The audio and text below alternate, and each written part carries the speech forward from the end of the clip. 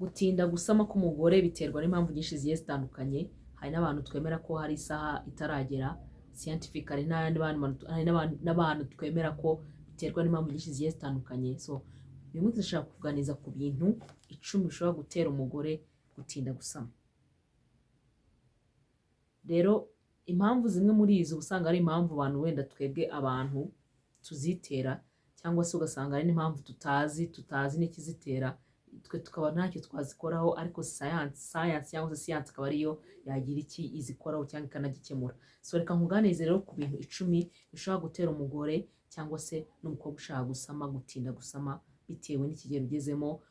Nk'urugero, iyo ugeze mu rugo, iyo wakoze mariage ugera mu rugo, nta kindi kintu waba wifuza uretse gutanga ubuzima, nta kindi kintu waba wifuza uretse kubyara nk'uko mama wawe yabyaye, nk'uko bakubyaye, nta kindi kintu ushaka uretse nyine kwagura umuryango.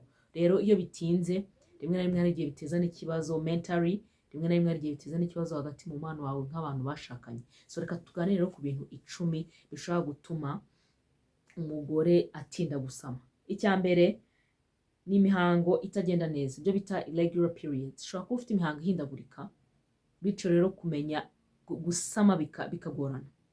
Hari abantu benshi batazi ko bino bintu bigira ingaruka. Kuba ufite imihango ihindagurika, uri umuntu uriregire, bigira ingaruka cyane mu gutinda kwawe gusama, bigira ingaruka kwawe mu bintu byinshi bigiye bitandukanye nyine bijyanye n'ubuzima bw'imyororokere, akaba ariko mbivuga. Rero iyo ufite imihango ihindagurika cyane, itari regular cyangwa itari regire, ibyo nabyo biri mu mpamvu. Iyo nayo ni impamvu ya mbere ishobora gutuma utinda gusama. Niba utari ubizi, niba uzi kuriregira ukabona utinda gusama, iyo nayo ni impamvu ya mbere ishobora gutuma uri gutinda gusama. None ahangaha niba uri mu rugo, niba maybe ushaka no kubyara, ushaka kubera umusingo mama cyangwa ushaka kubera umufiyemere, rero iyo nayo ari mu mpamvu ishobora kuba uri gutinda gusama. Impamvu ya kabiri ni indwara zifata intanga. Hari ibyo bindi tugeze kuvuga byitwa polycystic ovary syndrome, ariyo ndwara navuze ko tuzaganiraho. Iyo ndwara nayo ishobora gutuma usama bitinze. Ikindi ni ugufunga cyangwa se kwangirika kw'imiyoboro y'intanga. Hari ukuntu uba utabizi, ariko ibi nabyo akenshi case tuyimenya iyo ugiye kwa muganga, ugiye gukora check up, wenda waratinze gusama, wenda hari ikintu cyabaye runaka, icyo gihe nibwo ubimenya. Ariko nanone iyo ufite nyine iyo kwifunga cyangwa se kwangirika kw'imiyoboro ntanga kwawe kwabayeho, ushobora gutinda gusama, kandi nabyo biterwa n'impamvu nyinshi zigiye zitandukanye. Icyo nacyo ni ikintu tuzaganiraho, that is a story for another day.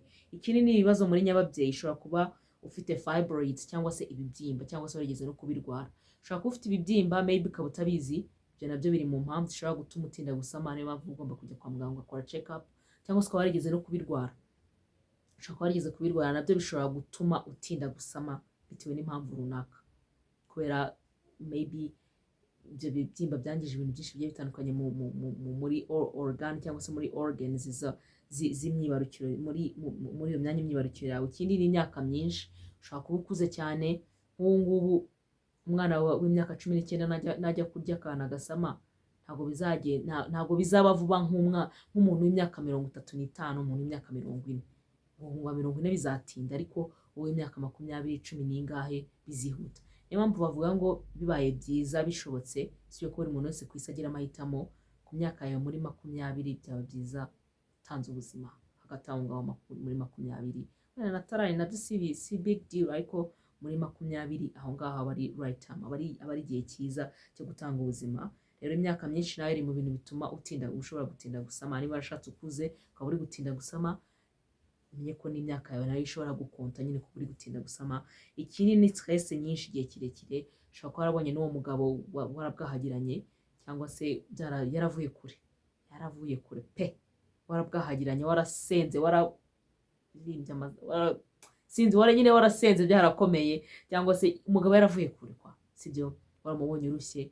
Rero kubera niyo stress se, no kuba uri kuri pressure y'abantu, se ko ntinze gushaka, se ko umugabo atari kuza, se okay, uranamubonye nabwo ugeze mu rugo batangiye kuvuga se kutari kubyara. Icyo gihe iyo stress iva kuri izo pressure abantu bagushyiraho bishobora gutuma utinda gusama.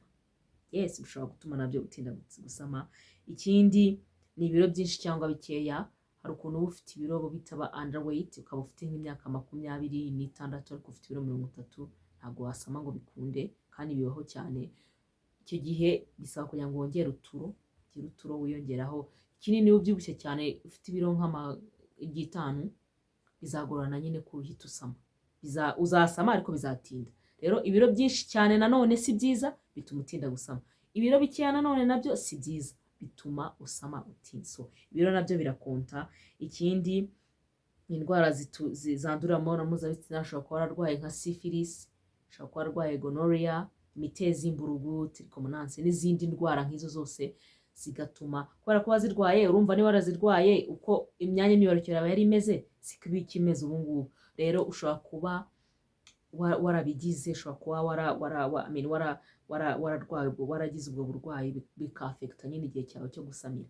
Ushobora gutinda cyane kubera ubwo burwayi, ushobora gutinda kubera nyine ubwo burwayi bwangiza ibintu bitandukanye mu myanya yawe myibarukiro. Ikindi ni uguhinduka kw'imisemburo. Imisemburo yawe ishobora kuba mike cyane. Iyo yabaye mikeya cyane ntabwo ushobora gusama, ntabwo binabaho. Binabaye byaba ari amahirwe y'Imana, nyine Imana ivuga uti igihe kirageze, ni cya gitangaza cy'Imana. Ariko iyo ufite imisemburo mikeya, kandi mbibutse ko igihe cyose imisemburo mikeya iva ku mirire mibi.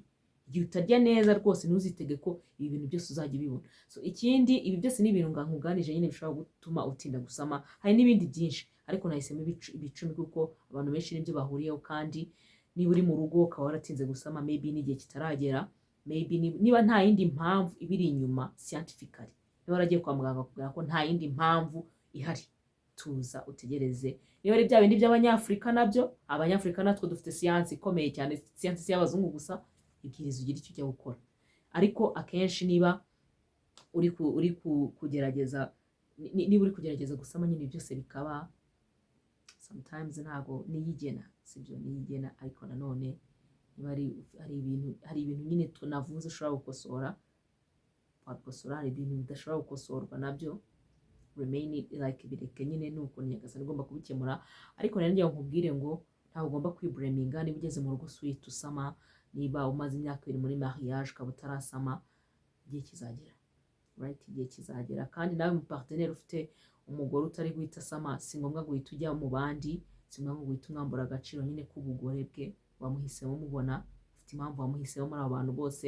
Rero biba byiza iyo utegereje, ugira impano yo gutegereza. So ni ibi rero nakuganirizaho bishobora gutuma umugore cyangwa se umukobwa atinda gutwita cyangwa gusama. Niba wakunze ikiganiro, urayikinge, usharinge ku bandi nabo bakeneye kubimenya, ukomentinge icyo naza kuganirizaho ubutaha. Then